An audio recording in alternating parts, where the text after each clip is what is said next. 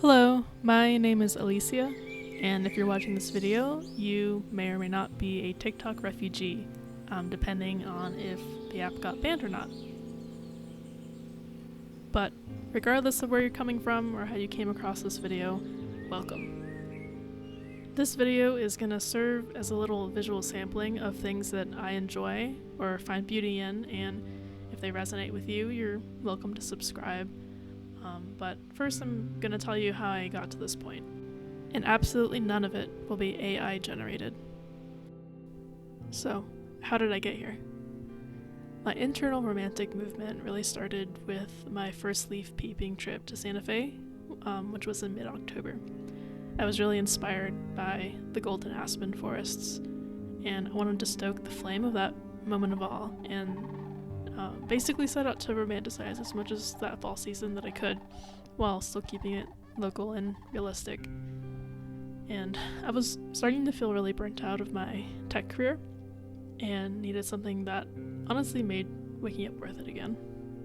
I had a good friend who got me hooked on bird watching, and I started taking walks after work to spot some birds and catch the autumn leaves on the bosque. And I didn't really have a solid reason for why or a motivator yet. I just knew that it made me really happy to do these things.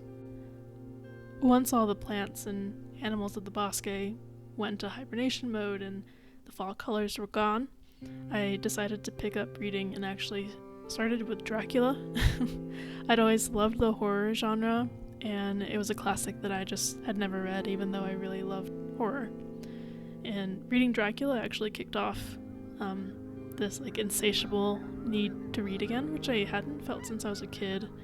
And when I was a kid, I would just devour books. And yes, I did watch Nosferatu, and I loved it. Something I'm also starting to nurture more is a creative practice, and this winter I actually picked up nature photography and block printing. And I was drawn to these mediums because I wanted to slow down very intentionally. And photography requires you to be observant and wait for the right shot, especially if you're taking pictures of birds. And with block printing, if you make a mistake, you either have to start over or adjust your vision.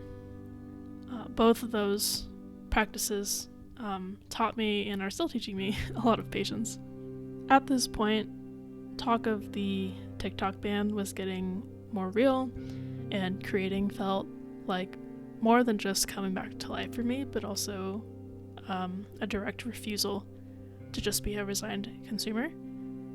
And I've always been very creative. I've always been a really creative person, but that side of me was basically buried for many years because all my energy was going to my career, and I realized that I really wanted to reclaim some of that energy and keep it for myself. I call this my internal romantic movement because something in me has shifted. I was actually diagnosed with complex PTSD early last year, and that's really made me sit down and reflect on what I needed to change about my life. And now my priority is my mental well-being and living a smaller, more personally fulfilling life that makes me feel safe and seen. And another thing is that I want to create imperfectly, especially without the use of AI. So you'll never see AI generated content from me. I feel especially now it's an important promise to make with all the AI generated art and podcasts and everything else. I really want to cherish the human imperfection and not have everything be perfect and groomed and airbrushed.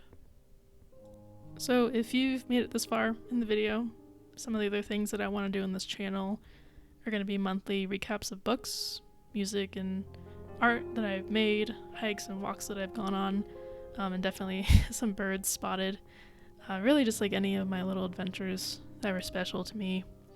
And if any of that resonates with you, I invite you to subscribe to my channel, and I'll see you again soon. Thanks for watching.